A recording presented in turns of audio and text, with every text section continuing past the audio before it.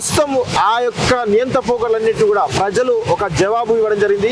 ప్రజలు పెద్ద ఎత్తున వాళ్ళకు కర్రుగాల్చి వాత పెట్టే విషయం వాస్తవమే సార్. మరి అదే పాలనను మళ్ళీ రేవంత్ రెడ్డి సీఎంగా అవబోతున్నారు కాబట్టి ఆయన హయాంలో మళ్ళీ అదే పాలన కొనసాగే అవకాశం ఉందంటారా, లేదంటే ఈ అంతా మారి ప్రజలకు దగ్గర పోయే అవకాశం ఉందంటారా?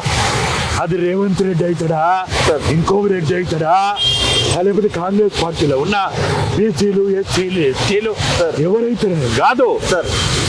కాంగ్రెస్ పార్టీకి ప్రజలు ఒక తీర్పు ఇచ్చిండు.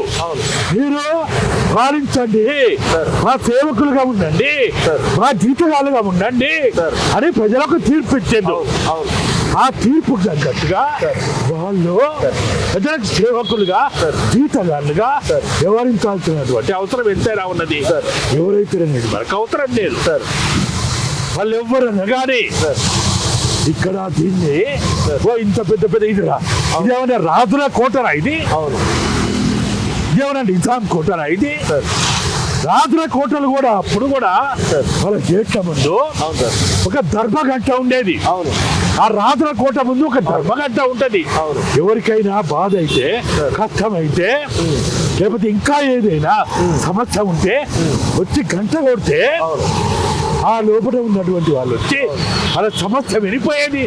అరే ఇక్కడ ఒక గంట లేదు, ఒక దండ లేదు, కనీసం పలకరించటం లేడు. ఇప్పుడు అంటే ఇట్లా ఉంది కానీ ఒకప్పుడు అంతే. ఇక్కడ తుపాకులు, లాఠీలు, బుట్ట తప్పుళ్ళు.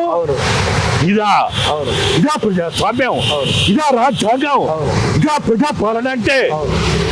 కాబట్టి రాజుల పాలన చూస్తాం, నిజాం పాలన చూస్తాం.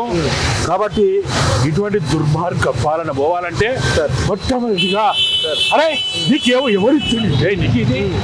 ఈ రోడ్డు బ్లాక్ చేస్తే ఆ హక్కు నీకు ఎవరిచ్చిండు? ఈ ప్రజలు ఇక్కడి నుంచి పోవడానికి ఇచ్చిండు. కానీ ఇదేమన్నా నీ అయ్యే జాగిరా, నీ అయ్యే సొత్తా ఇది? నువ్వు ఎవరి వస్తారు ఇక్కడ ఈ విధంగా చేయడానికి? అంటే మొత్తానికి ఈ కంచె అంతా కూడా తీసేయమంటారా?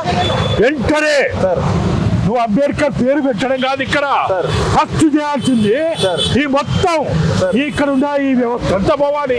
అరే అక్కడ పోయిన తర్వాత లోపలి తీసుకొని అక్కడ పెట్టుకో. అసలు నీకెందుకు తుపాకులు?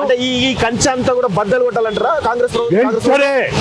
వెంటనే 40 ముఖ్యమంత్రి ఎవరైతే ప్రమాణ స్వీకారం చేస్తాడో ముఖ్యమంత్రి ఇక్కడ రాకముందే ఫస్ట్ చేయాల్సిన పని ఏంటంటే ఇదే ఇక్కడ ఉండొద్దు సార్.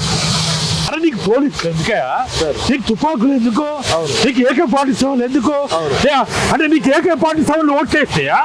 SLR ఓట్లేస్తాయా? 303 వెపన్లు ఓట్లేస్తాయా? ప్రజలు ఓట్లేసిండ్రు తుపాకులతో పాలన చేయడానిక?